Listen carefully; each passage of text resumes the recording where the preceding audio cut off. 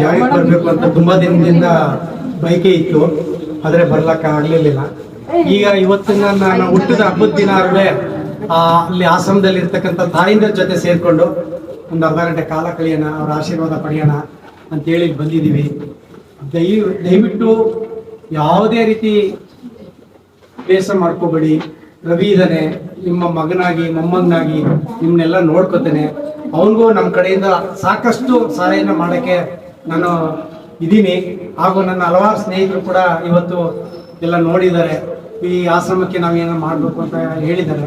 ಖಂಡಿತವಾಗಿ ನಮ್ಮ ಕೈಲಾದ ತನು ಮನ ಎಲ್ಲವನ್ನ ನಿಮ್ಮ ಸಂಸ್ಥೆಗೆ ನಾವು ಮಾಡ್ತೀವಿ.